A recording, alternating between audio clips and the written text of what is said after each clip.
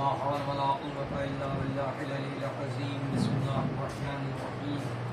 الحمد لله رب العالمين، الصلاة والسلام على أشرف الأنبياء والمرسلين، خاتم النبيين طه وياسين، سيدنا ومولانا ومولى الثقلين، محبوب رب المغربين والمشرقين، إمام الحرمين، جد الحسن والحسين، أبي القاسم محمد.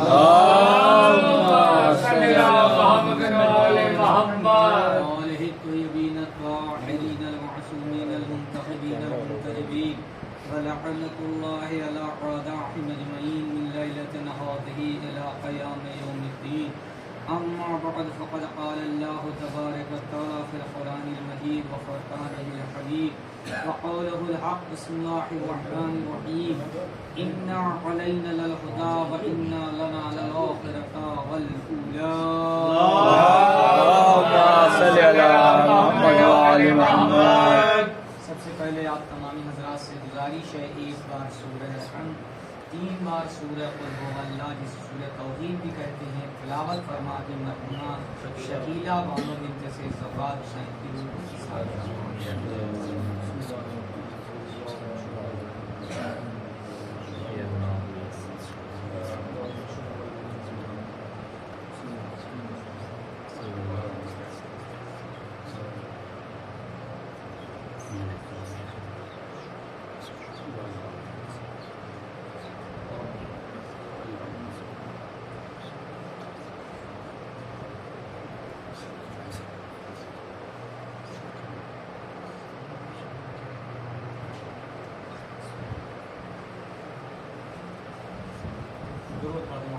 اللهم صل على محمد وآل محمد.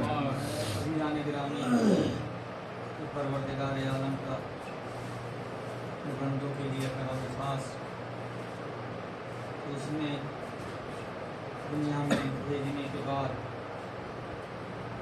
فرائض زندگی سے دوچار ہونے کے لیے انسان کو تنہا نہیں چھوڑ دیا.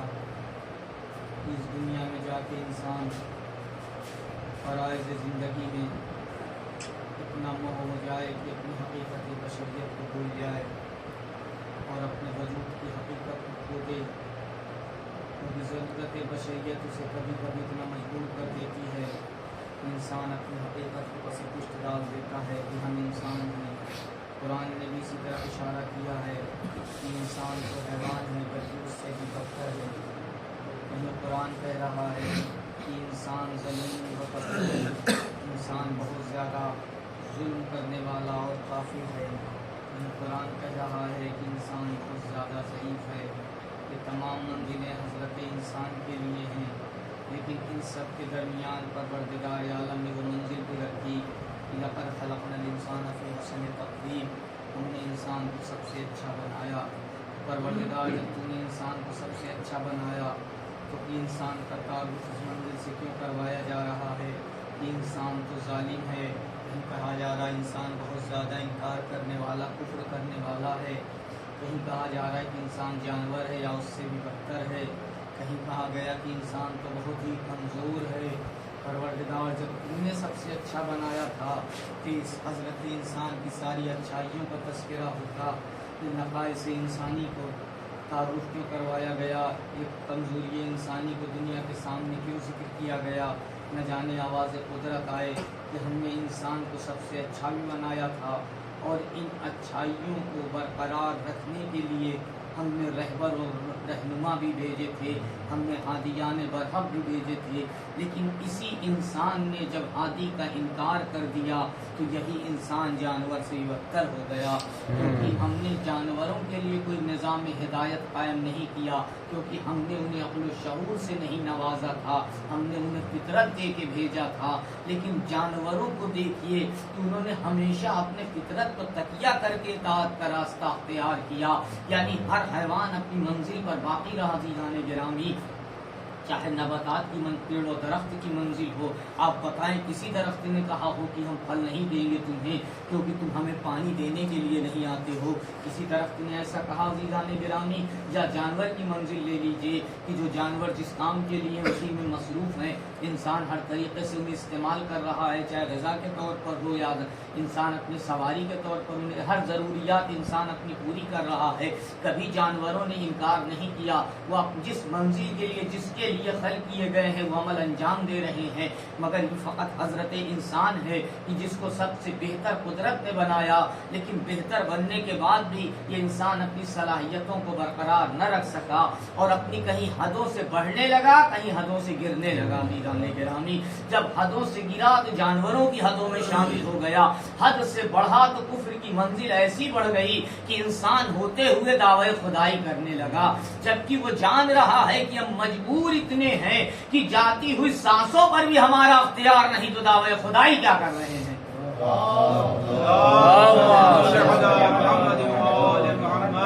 سب کشمکش کے درمیان اس نے صاف اعلان کیا, انا علینا للہدیٰ, ہم پر واجب ہے کہ ہم انسان کی ہدایت کریں. اور یاد رکھو یہ ہمارے اختیار میں دنیا اور آخرت ہے. عزیزان گرامی, اس نے یہ اعلان کر کے انسان کو آگاہ کر دیا کہ یہ چند روزہ زندگی جو تم گزار رہے ہو, یاد رکھو اس میں بھی ہمارا اختیار ہے, اور اس کے بعد جو زندگی ابدی شروع ہوگی اس میں بھی ہمارا اختیار ہے. لہٰذا تمہیں ہمارے سامنے آنا ہے تو اپنے آپ کو آمادہ کر کے آنا. اب کس طرح تمہیں آمادہ کرنا ہے, کس طرح آمادہ ہونا ہے, کس طرح اس کے سامنے تمہیں سرخرو ہونا ہے, اس کے لیے ہم نے ہادیان برحق بھیجا ہے. یا یوں کہہ دیا جائے کہ اگر ہم نے تم پر امتحان واجب کیا ہے تو سب سے پہلے پڑھانے والا بھیجا ہے, اس کے بعد امتحان قرار دیا ہے.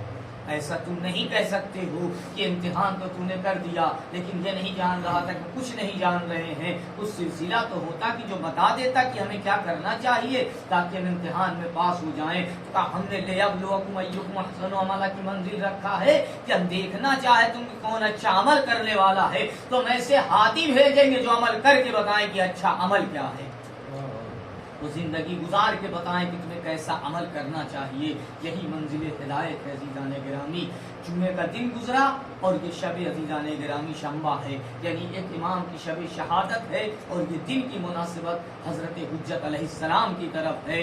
یعنی دن جو ہے وہ ایک امام کی طرف مناسبت لیے ہے, شب جو ہے وہ ایک امام کی طرف مناسبت لیے ہے. اس عنوان سے گفتگو ہو رہی ہے عزیزان گرامی کہ ایک امام ہے بھی کہ ہر امام ہمارے عمل پر نظر رکھتا ہے. ہم جو بھی عمل کر رہے ہیں اس کو یہ سمجھ لیں انسان کی کوئی دیکھ ہی نہیں. ایسے قرآن نے کہا ہے کہ تم جو عمل کرتے ہو اس کو اللہ دیکھ رہا ہے, اس کا رسول دیکھ رہا ہے, والمومنون, اور وہ دیکھ رہے ہیں جو صاحبان ایمان ہیں. تو ہم آپ اس سے مراد اس لیے نہیں ہے کہ ہم دیوار کے پیچھے تو دیکھ نہیں سکتے, کائنات کو کیا دیکھیں گے. کائنات کو تو وہی دیکھے گا جو مولائے کائنات ہوگا.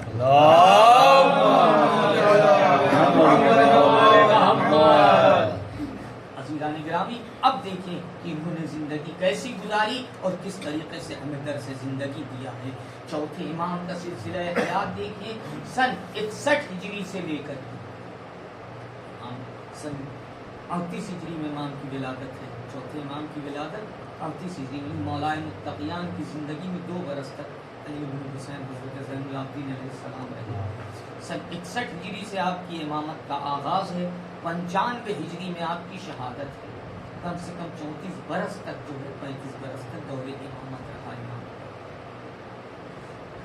طویل عرصہ تھا امام کا.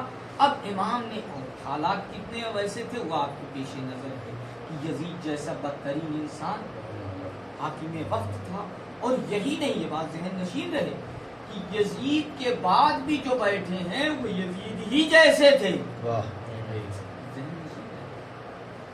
وہ لوگ بھی دشمنی آل محمد میں اپنا ثانی نہیں رکھتے تھے.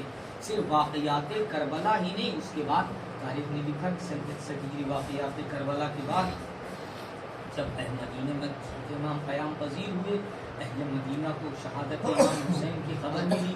یزید کے بدترین کردار کے لیے ان لوگوں نے ایک نمائندہ بھی بھیجا تھا شام میں, ان لوگوں نے آ کے خبر دی کہ یزید جیسا بدترین انسان اس منزل پر ہے کہ اگر ہم نے ایک شب بھی یزید کی خلافت کا اقرار کیا تو پروردگار عالم ہم پر پتھر پر عذاب نازل کرے گا۔ رسول کے صحابی حنظلہ کے بیٹے عبداللہ ابن حنظلہ، ان کا لوگوں نے بیعت کر لی اور اس کا عمال ان کو نکال دیا۔ تاریخ نے لکھا اور یزید کے خلاف مدینے میں جب بغاوت ہو گئی تو اس نے مسلم بن عقبہ جو نہایت بدترین و ظالم و خوریز آدمی تھا، اس کی قیادت میں کثیر لشکر بھیجا مدینے کو تاراج کرنے کے لیے۔ سب واقعات اس لیے دیوان گرام بیان کیے جا رہے تاکہ حقیقت سے انسان آگاہ ہو۔ یزید صرف قاتل حسین ہی نہیں ہے بلکہ مدینے کا بھی دشمن ہے، مدینے کی بھی اس نے توہین کی ہے۔ آپ خود سوچیں کہ ہم یہ فرش ازا بچھا رہے ہیں، یہ نسبت ہے امام حسین علیہ السلام سے، نسبت ہے کہ اہل بیت علیہ السلام آتے ہیں تو ہم اس کا کتنا احترام کرتے ہیں، ذہن نشین ہے نا، ہم کتنا احترام، یعنی کہ چپل پہن کے بھی ہم یہاں نہیں آتے۔ اور یزید کی فوج نے اس جگہ گھوڑے باندھے جہاں حضرت جبرائیل نازل ہوتے تھے، مسجد النبی میں اس مقام پر گھوڑے باندھے گئے جہاں جناب جبرائیل نازل ہوتے تھے، یعنی مسجد النبی کا وہ حصہ۔ اور مدینے کو عزیزان گرامی تاراج کیا گیا، ہر گھر میں جا کے گھس جاتے تھے، جو ملتا تھا لوٹتے تھے اور توہین کرتے تھے عورتوں کی، اور مردوں کو قتل کر دیتے تھے۔ ایک دو نہیں، تاریخ نے لکھا ہے کہ کم سے کم 400 صحابی رسول قتل کیے گئے ہیں۔ تو یزید الظالم کا نام ہے جو صحابی رسول کا بھی قاتل ہے، نواسہ رسول کا بھی قاتل ہے۔ تو اب اگر صحابیوں سے محبت ہے تب بھی اس پر لعنت ہے، آل سے محبت ہے تب بھی اس پر لعنت ہے۔ درود محمد اور یہ حالات پیش نظر ہے دیوان گرامی، یزید واقعات حرہ اور اس کے بعد یہی مسلم جو ہے جب یہاں قیام پذیر رہا مدینے میں، اور مدینے کے حالات بدلے۔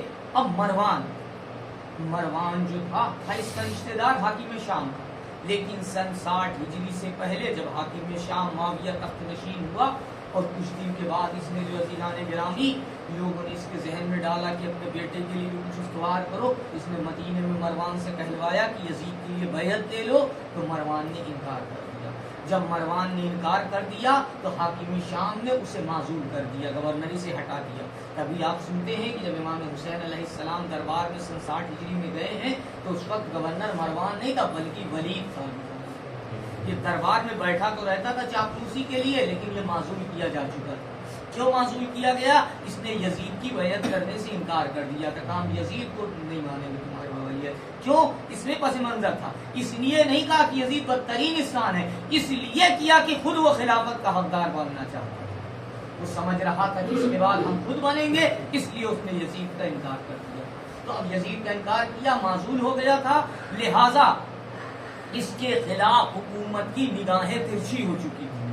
تو جب یزید کی فوج آئی تو حاکم مروان نے سمجھ لیا کہ ہم بھی اب امان نہیں ہے، جب بڑے صحابی رسول نہ بچ سکے تو ہماری کیا اوقات، ہمیں تو حکومت پہلے ہی سمجھ رہی کہ ہم خلاف ہیں، لہٰذا اب یہ گھبرایا اور یہ عبداللہ ابن عمر کے پاس آیا۔ پہلے اس وقت موجود تھے عبداللہ ابن عمر، وہ یزید کی بیعت کر چکے تھے، تو ان کے پاس آیا اور کہنے لگے کہ ہمیں پناہ دے دو، تو عبداللہ ابن عمر نے انکار کر دیا۔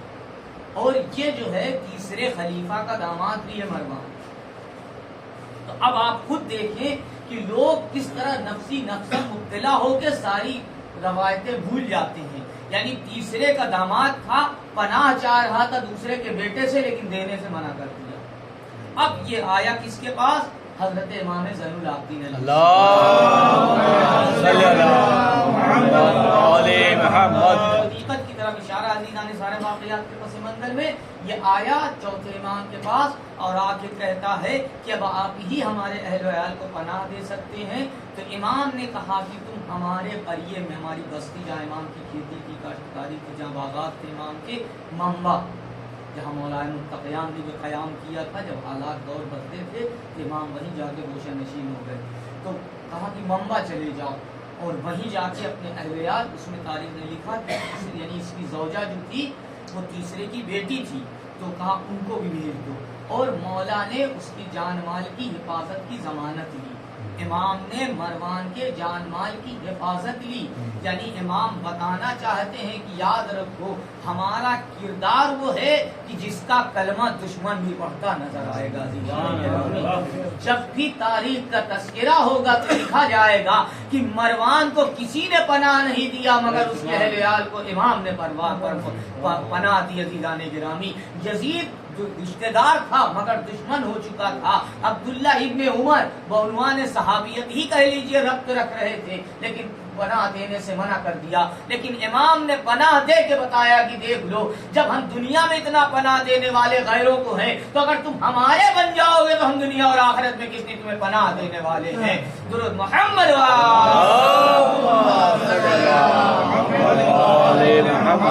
نعرے حیدری نعرے سلوات.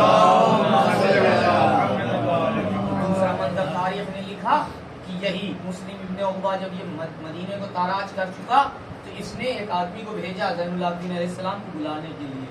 حالانکہ تاریخ نے لکھا ہے, سکت ابن جوزی بھی لکھتے ہیں کہ جب یہ لشکر چلا تھا تو یزید سے نے اس لشکر کے قائد مسلم سے کہہ دیا کہ مدینے جا رہے ہو مگر علی ابن الحسین سے کلام نہ کرنا, ان سے نہ بیعت لینا, نہ ان کو کسی طریقے کی اذیت پہنچانا, نہ ان سے کوئی سروکار رکھنا, کیونکہ تم حسین کو دیکھ چکے ہو, یہ انہی کے بیٹے ہیں.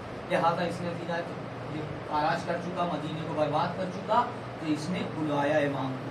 تو جب بلانے کے لیے قاصد گیا تو اس کے حاشیہ نشین مسلم کے بیٹھے ہوئے تھے, وہ چوتھے امام کی برائیاں کرنے لگے اور اس نے بھی کہا ہاں ایسے ہیں ویسے. لیکن جیسے ہی امام داخل ہوئے یہ ایک دم کانپنے لگا اور کھڑا ہو گیا.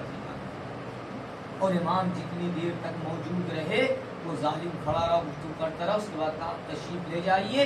امام واپس چلے گئے تو اس کے جو حاشیہ نشین تھے, جو قریب میں بیٹھے ہوئے لوگ تھے, وہ کہنے لگے کہ تم تو ابھی ان کی برائی کر رہے تھے اور ان کو دیکھتے ہی تم ایک دم کھڑے ہو گئے تعظیم کے لیے اور کانپنے لگے, احترام کرنے لگے. تو اس نے کہا جو کچھ میں نے کیا ہے میں نے اپنی طاقت سے نہیں کیا ہے, ان کے آتے ہی ایسا روب طاری ہو گیا تھا کہ میں اپنے کو روک نہیں پایا. انا علینا للہدیٰ, اللہ کی ذمہ داری ہے ہدایت کرنا. عزیزان گرامی جس ہادی کو بھیجتا ہے وہ خود ایسا ہوتا ہے کہ دنیا اس کے مروب ہو جایا کرتی, وہ کسی سے مروب نہیں ہوا کرتا ہے. درود محمد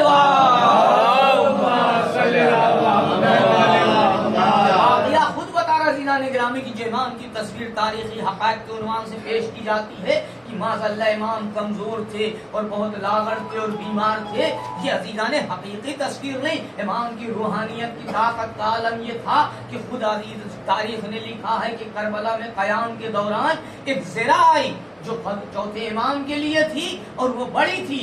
امام نے عزیزان انگلیوں سے اس کی کڑیوں کو توڑ دیا. لوہا تھا عزیزان گرامی لیکن انگلیوں سے اس کی کڑی کو توڑ دیا. شجاعت کا یہ عالم تھا. تاریخ نے لکھا ہے کہ گھوڑے پر سوار ہوئے اور لشکر کا چکر لگا کے آئے. آ کے یہی چچا عباس سے کہا تھا کہ چچا ایک طرف آپ لیں گے ایک طرف عزیزان گرامی ہم. میمنہ اور میسرہ یہ کچھ بھی نہیں ہے یہ کہا اور امام خیمے میں چلے گئے. جیسے ہی امام خیمے میں گئے چوتھے امام کے لیے حضرت امام حسین علیہ السلام نے دعا کیا کہ پروردگار تو جانتا ہے کہ سلسلہ ہدایت کو تجھے قائم رکھنا ہے. جب امام خیمے میں چلے گئے تو تاریخ نے لکھا کہ اس کے بعد امام پر غش طاری ہوا ہے. اور شب عاشور حبیب ابن مظاہر, پوری توجہ عزیزان گرامی, حبیب ابن مظاہر اور جناب زہیر قین نے امام سے سوال کیا کہ اے فرزند زہرا, اے فرزند رسول, یہ بتائیے کہ آپ کے بعد سلسلہ ہدایت. تو امام نے فرمایا خدا حضرت زین العابدین, اپنے بیٹے کا نام لیا, علی ابن الحسین کو برقرار رکھے گا اور ہماری امامت اسی کے ذریعے سے جاری اور ساری رہے گی. تو اب جب امام کہہ چکے کہ اس کے ذریعے سے امامت باقی رہے گی تو اب بشریت چاہے جتنی کوشش کر لے عزیزان گرامی لیکن امام کو ضرر نہیں پہنچا سکتی ہے. اس کے لشکر تو ساتھ رہا لیکن امام کو ضرر نہ پہنچا سکا, نہ امام کو دنیا مجبور کر سکی. امام کے ہاتھوں میں ہتھکڑیاں تو اس لیے تھی تاکہ ظلم ظالم دنیا کے سامنے بیان ہو سکے, تاکہ دنیا ظالم کا ظلم دیکھ سکے. اسی لیے امام جب دربار شام میں پہنچے ہیں اور تاریخ نے منظر لکھا ہے کہ وہ حالات تھے کہ سب طرف ایک طرف 700 کرسی نشین بیٹھے ہوئے ہیں، اتنا بڑا لشکر ساتھ جا رہا ہے، شمر ملعون کے ساتھ میں ہے، اور جب دربار میں ہے 700 وہ لوگ ہیں جن کے ہاتھ میں شمشیر برہنہ ہے، امام دربار میں داخل ہوئے اور اس ملعون نے عزیزان گرامی عجب طریقے کے کلمات کہے، جس پر جناب زینب نے اعتراض کیا کہ اے ظالم، میرے بھائی نے شہادت پائی، وہ درجہ شہادت پر پہنچ گئے، خدا خود کہہ رہا ہے کہ ہم ظالموں کو مہلت دیا کرتے ہیں۔ یہ تمام باتیں جب ہو گئی تو ایک بار زین العابدین نے کہا کیا مجھے بھی اجازت ہے کہ میں کچھ کلام کروں؟ تو شیخ یزید کہتا یہ کون ہے؟ تو شمر ملعون نے کہا کہ یہ علی ہے۔ جیسے ہی علی کا نام سنا وہ بے قرار و مضطرب ہو گیا، کہتا ہے کیا ابھی بھی علی زندہ ہے؟ تو اس نے کہا حسین نے اپنے ہر بیٹے کا نام علی رکھا تھا، تم نے اپنے لشکر کو جمع کیا بغض و عداوت علی میں، لیکن یاد رکھو خدا علی ہی کے ذریعے سے امامت کو واقع ہے۔ نعرہ حیدری، نعرہ سلوات،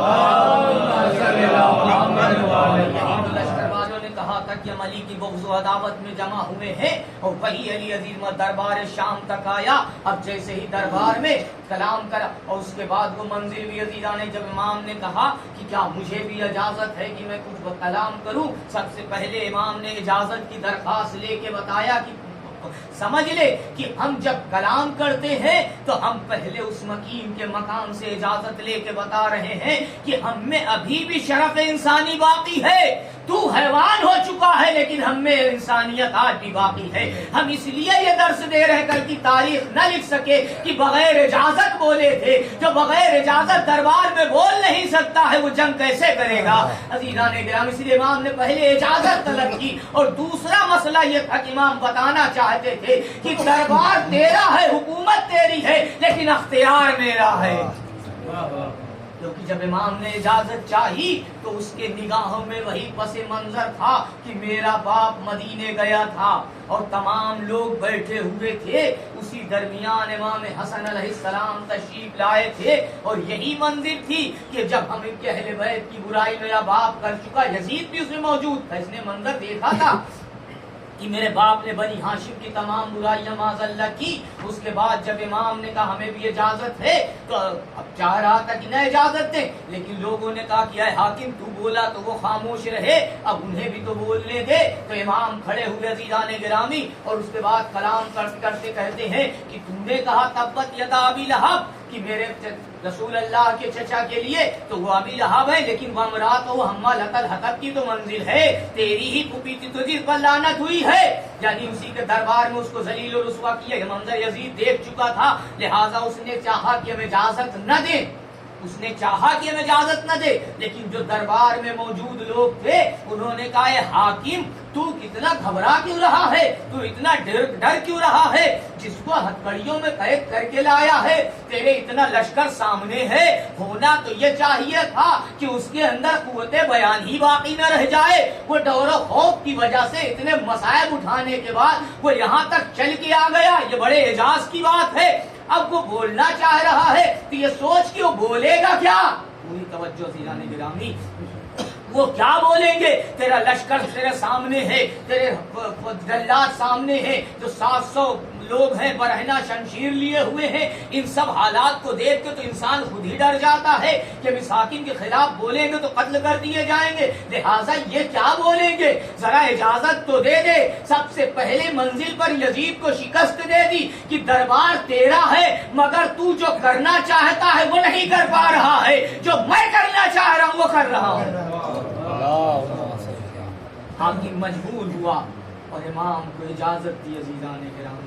اب امام نے شروع کی وہی جس کا انکار ہوا تھا اسی اقرار سے شروع کیا، کہا نہ کوئی وحی آئی تھی، نہ کوئی قرآن آیا تھا، نہ کوئی پیغمبر آیا تھا، یہ بنی ہاشم کا تیل تھا، بس وہیں سے امام نے شروع کیا الحمدللہ رب العالمین، تمام تعریفیں اس اللہ کے لیے جو عالمین کا پالنے والا، وجعلنا ذریتہ، اور مجھے ذریت رسول میں رکھا۔ اور اس کے بعد پھر امام نے خطبہ دیا کہ جو پہچانتا ہے وہ پہچان لے، جو نہیں جانتا وہ مجھے جانے کہ میں کون ہوں۔ سب سے پہلا جملہ یہ کہا کہ میں علی ابن الحسین ابن علی ابن ابی طالب ہوں۔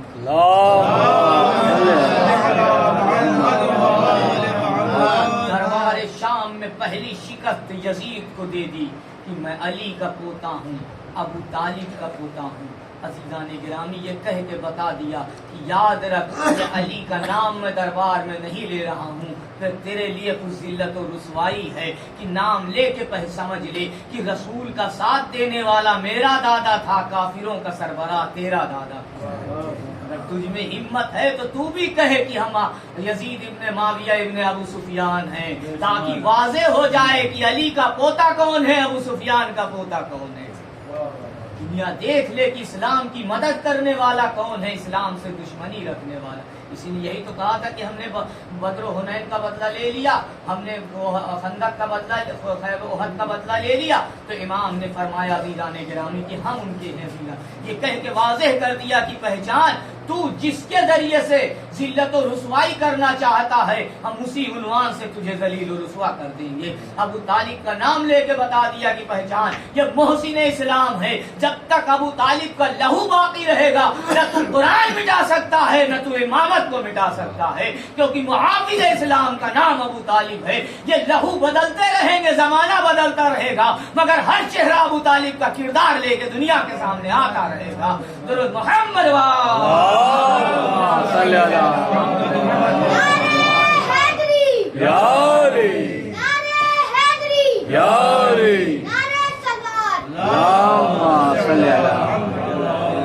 پھر اس کے بعد امام نے ارشاد فرمایا کہ میں رسول اللہ کا بیٹا ہوں، میں فاطمہ الزہرا کا بیٹا ہوں، میں کعبے کا بیٹا ہوں، میں مدینے کا بیٹا ہوں، میں منع کا بیٹا ہوں، میں صفا اور مروہ کا بیٹا ہوں۔ یہ تمام چیزوں کا ذکر کر کے امام نے بتایا یہ تمام چیزیں علامتیں ہیں، ہم حقیقت سب کا انکار کر رہا ہے۔ یاد رکھ جس کے بیٹے موجود ہوتے ہیں اس کا کوئی انکار نہیں کر سکتا۔ اسی لیے میں نے نسبت صفا و مروہ کی طرف کی، دنیا پہچان لے یہ آیت ربانی نہیں ہے بلکہ معرفت خدا کا وسیلہ ہے، لیکن ہم اس کے بیٹے ہیں۔ اور پھر اس کے بعد امام نے ارشاد فرمایا ہمارے ذریعے سے خدا پہچان، ہم معرفت اللہ ہیں، ہم اللہ کی معرفت ہے، ہم وجہ اللہ ہیں، ہم اللہ کی شناخت ہے۔ دنیا جتنا ہم سے قریب ہوگی اتنا عزیزان گرامی اللہ کو پہچان۔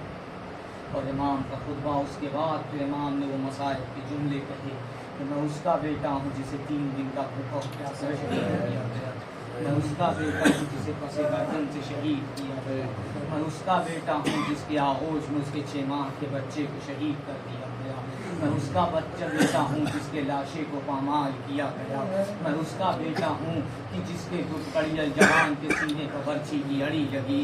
عزیزان گرامی امام مسائل بیان کرتے رہے اور یزید کے دربار میں بیٹھے ہوئے لوگ اس تاڑے مار کے رو رہے تھے۔ زین العابدین نے بتا دیا اے ظالم دیکھ دولت کے بلانا اور ہے، حقیقت کو سنا کے رلانا اور ہے۔ اور اس کے بعد امام مصائب جب بیان کر چکے، ظالم نے یہی منزل تھی جب اذان کرنے کا حکم دے دیا تھا، علی بن حسین خاموش ہو گئے، اس نے لا اللہ اکبر کہا، امام نے کبریائی کا اعلان کیا کہ اللہ اکبر نہ تھی بلکہ تو نے انکار کیا تھا، کوئی وحی نہیں، تو جب کوئی وحی نہیں تو کوئی خدا نہیں، مگر یہ اللہ اکبر کس کی طرف سے ہے۔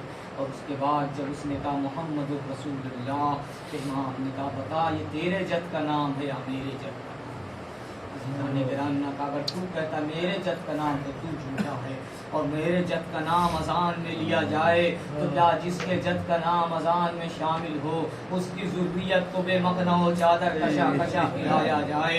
یہ عزاداروں سب سے بڑا امتحان تو زین العابدین کے لیے یہی تھا کہ یہ میرا مولا بہت غیرت دار تھا عزاداروں، اسی لیے امام کا امتحان بے پردگی کے ذریعے لیا گیا۔ جب زین العابدین نے کہا تھا پھوپھی اماں عصا دیجیے اور تلوار دیجیے، ہم جنگ کے لیے جائیں گے، تو حسین نے یہی کہا تھا اے میرے لال زین العابدین تمہیں ابھی اس سے بڑا جہاد کرنا ہے، ابھی کوفہ و شام ہوگا اور بے مقنع و چادر بہنیں ہوں گی، بے مقنع و چادر پھوپھیاں ہوں گی۔ اے عزادارو امام نے وہ منظر دیکھا تھا کہ جب مدینے آئے عزادارو 35 برس تک زندہ رہے.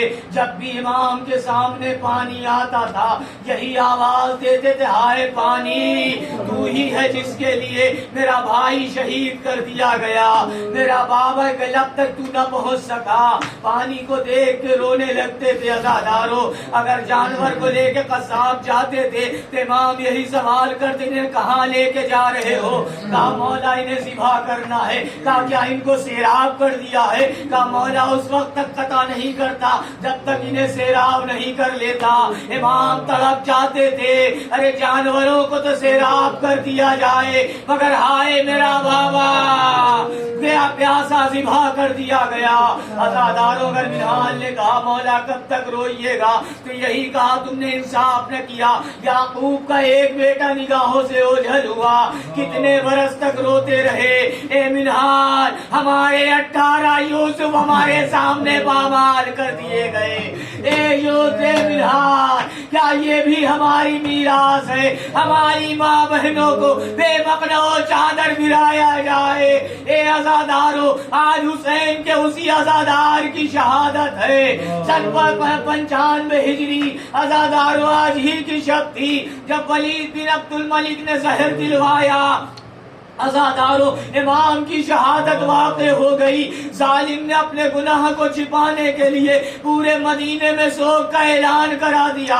ہر جگہ سے پرچم لگائے گئے. اے عزادارو آل محمد کے گھر سے پہلا جنازہ بڑے احترام سے اٹھ رہا تھا لیکن ذرا دل و بہاد رکھیے جب زین العابدین کا جنازہ بنی ہاشم اٹھا کے لے کے چلے ہوں گے نہ جانے روح سجاد فریاد کر رہی ہوگی ارے میرا جنازہ تو اتنی شان سے اٹھا لیکن ہائے میرا بابا 3 دن تک بے غسل و کفن پڑا رہا. ارے بنی اسد نے آ کے اس طرح سے دفن کیا کہ میں نے لاش کے ٹکڑے جمع کر کر کے ان کے حوالے کرتا گیا وہ قبر میں رکھتے گئے. میرا بابا 3 دن تک بے غسل و کفن پڑا رہا. بیٹے کا لاشا تو پڑے الذين ظلموا منقلبون على لعنة الله على القوم الظالمين. پروردگار اس عبادت کو قبول فرما اس کے ثواب کو مظلومت نام و اعمال میں درج کر دے. پروردگار جو بیمار ان کو شفاء کاملہ عطا فرما. مدنین کی مغفرت فرما. جلد سے جلد لوگوں کو نجات دے دے. اس کی زد میں ہے متاثر انہیں شفا یاب کر دے. پروردگار جہاں جہاں بھی ذکر اہل بیت متمکن مکان کو شاد و آباد رکھ. پروردگار جو دشمنان ازاں ہیں رکھنا ڈالنے نست نابود کر دے. حج و زیارت کی توفیق عطا فرما. امام زمانہ کے حضور میں تعجیل فرما. ہمارے کردار کو اس قابل بنا کہ ہمارا شمار امام کی یا مدد. ایک بار سورہ الحمد 3 بار سورہ توحید کی تلاوت فرماتی مرحومہ شکیلہ بانو بنت سید فقار سے